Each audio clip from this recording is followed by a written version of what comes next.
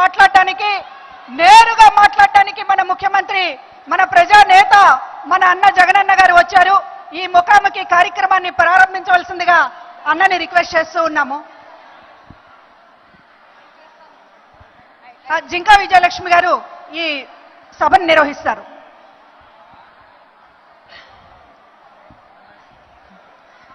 ధన్యవాదాలన్న. First of all Jagan Mohan Reddy అన్నకి నేను పాద నమస్కారం చేసుకుంటున్నాను. ఎందుకంటే ఒక చేనేత బిడ్డను, ఒక సాధారణమైన కుటుంబము, మధ్య తరగతి కంటే దిగువన ఉన్నటువంటి కుటుంబం నుండి వచ్చినటువంటి ఒక సోదరిని ఈరోజు తన ప్రభుత్వంలో ఒక పద్మశాలి కార్పొరేషన్ చైర్మన్ గా ఇవ్వడమే కాకుండా ఈరోజు చేనేత విభాగం సంబంధించి ఈ మీటింగ్ కి నన్ను నిర్వహించమని చెప్పినందుకు అన్నకి ప్రత్యేకంగా ధన్యవాదాలు తెలియజేసుకుంటా ఉన్నాను. అన్న, నేను అడ్వకేట్ అని కూడా చెప్పమంటున్నారు అన్న. చాలా థ్యాంక్స్ అన్న. అన్నకి ఒక్క విషయం చెప్తాను అన్న గురించి.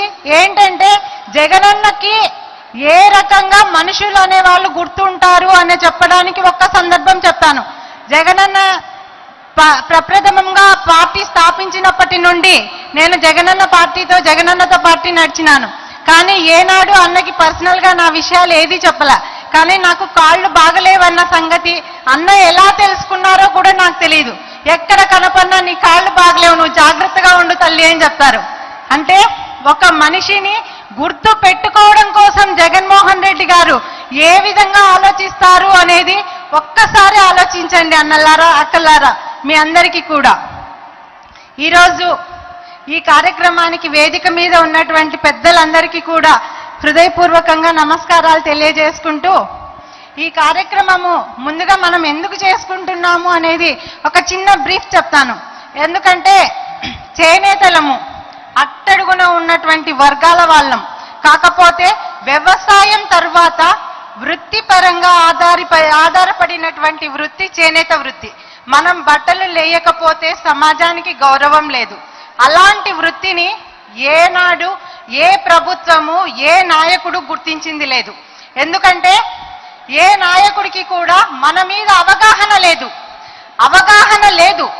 ఇంకొకటి మనస్సు లేదు.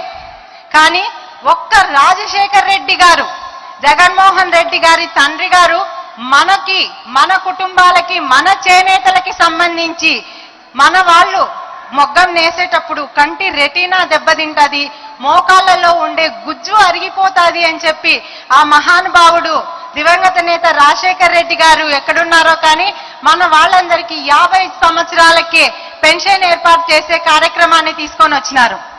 అంతేనా, మనకి ఆప్కో ద్వారా ఎన్నో సబ్సిడీలను తీసుకొని వచ్చినారు. కానీ జగన్మోహన్ రెడ్డి అన్న ఏం చేస్తాడు?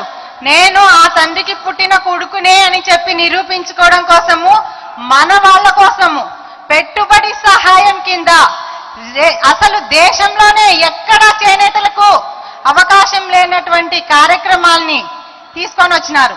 ఒక్కొక్క చేనేతకి పెట్టుబడి సహాయం కింద నెలకు 2,000 రూపాయలు, 24,000 రూపాయలను సంవత్సరానికి మన అకౌంట్లలోనే జమ చేసినారు.